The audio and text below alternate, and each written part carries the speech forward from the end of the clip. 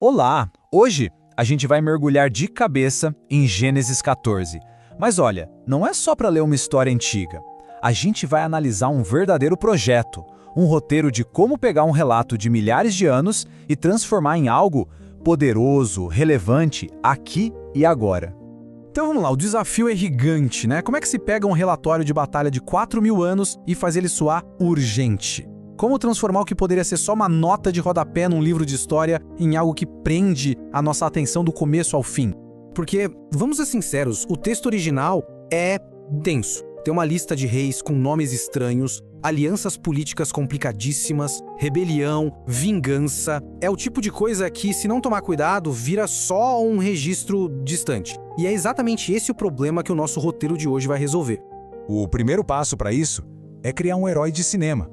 A ideia é pegar Abrão, que a gente às vezes imagina só como um patriarca distante, e transformar ele num verdadeiro protagonista, um protagonista de ação.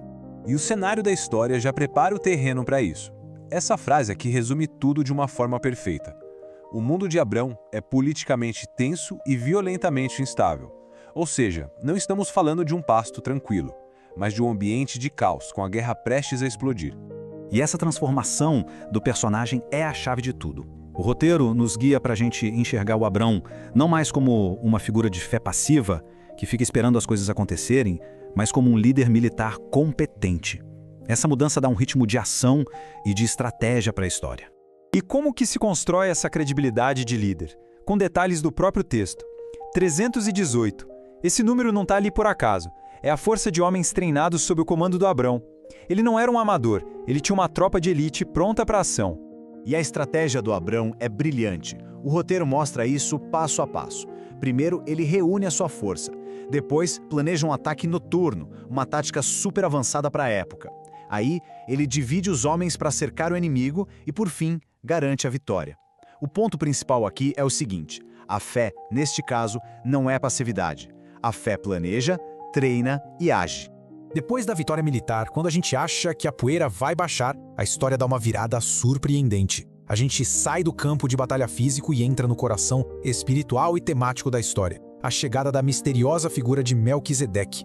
Mas afinal, quem é esse personagem que surge do nada? O roteiro destaca os atributos dele: rei de Salém, ou seja, rei da paz, sacerdote do Deus Altíssimo, e o mais intrigante, ele aparece sem origem, sem genealogia. De repente ele está ali com pão e vinho abençoando Abrão. A aparição dele é tão impactante quanto inexplicada. Em resposta a essa bênção, Abraão entrega a ele o dízimo de tudo. E esta frase da nossa análise resume a profundidade disso. A adoração precede a instituição. Pensa bem, isso aconteceu muito antes da lei de Moisés. Foi um momento de pura adoração, uma resposta espontânea de um coração grato, fora de qualquer sistema. O conflito final não é uma batalha com espadas, mas um teste de integridade. Depois da glória da vitória e da profundidade desse encontro espiritual, Abrão encara a prova definitiva do seu caráter, o confronto com o rei de Sodoma. A tentação vem de forma bem direta. O rei de Sodoma, que representa valores totalmente opostos, oferece a Abrão todos os bens recuperados. Riqueza fácil. Ele só precisava devolver as pessoas. Parece um bom negócio, não parece? Só que a resposta de Abrão é decisiva e revela o centro do seu caráter. Ele recusa, e o motivo é poderoso, para que ninguém jamais possa dizer: fui eu que enriqueci Abrão. Ele se recusa a ter a prosperidade dele associada a Sodoma. O dilema, então, fica bem claro. De um lado, a oferta, as riquezas de Sodoma, o lucro fácil da vitória. Do outro, o custo, um testemunho comprometido, uma bênção que poderia ser creditada ao sistema do mundo e não a Deus. A escolha de Abrão define tudo.